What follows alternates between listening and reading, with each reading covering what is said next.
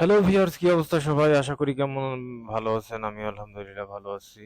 যাই হোক, আবার একটা নতুন ভিডিও নিয়ে হাজির হয়ে গেছি। দীর্ঘদিন ধরে আলোচনা ছিল সমাজসেবা একটা নিয়োগ আসবে, আসে পড়ছে আজকে। সমাজকর্মী ইউনিয়নে চাকরিটি খুবই ভালো একটা চাকরি। এখানে বা নিজ উপজেলায় থেকে কাজ করা যায়। প্রাইমারি যে শতগুণ চাকরিটা ভালো, গ্রেড 16, পদ সংখ্যা 209টি।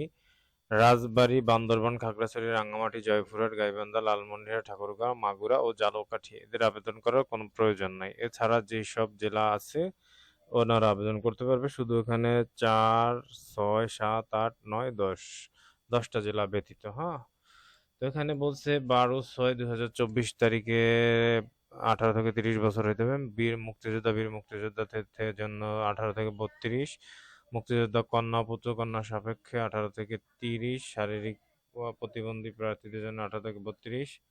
নিজ নিয়োগের ক্ষেত্রে সরকারের বিদ্যমান বিধান হচ্ছে ওটা যথাযথ শিক্ষাগত যোগ্যতা ওটা দেখাইতে হবে।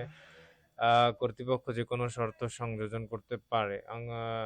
https://টেলিটক.com.bd এই ওয়েবসাইটে আবেদন করতে হবে। আবেদন শুরু হচ্ছে 12/6/2024, শেষ হবে 18/7/2024। মানে কুরবানি খেয়ে ভরপুরভাবে আবেদনটা করতে পারবে। আবেদনের এই ছবি টবির এই কাহিনী, কিচ্ছা কাহিনী মোটামুটি সবাই জানে। যাই হোক, আর কি আছে দেখি এখানে। বা কই কই সেকেন্ড পেজটা আচ্ছা, সেকেন্ড পেজটা দেখি আমরা। সেকেন্ড পেজটা হচ্ছে, হ্যাঁ, এসএমএস অনলাইনে আবেদন করতে হবে। 223 টাকা গভর্নমেন্ট ফি, আর আলাদা কোনো গভর্নমেন্ট ফি নাই। এসএমএস পাঠাতে হবে। উম, এই তো আলোচনা, আর তেমন আলোচনা নাই আপাতত। তো যাই হোক, যারা এইচএসসি পাস, হ্যাঁ এইচএসসি পাস, তারা আবেদন করতে পারেন, সমস্যা নেই।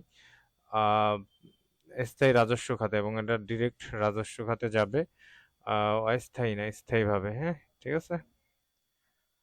তো যাই হোক, এতটুকুই আলোচনা, আর আলোচনা বাড়াবো না।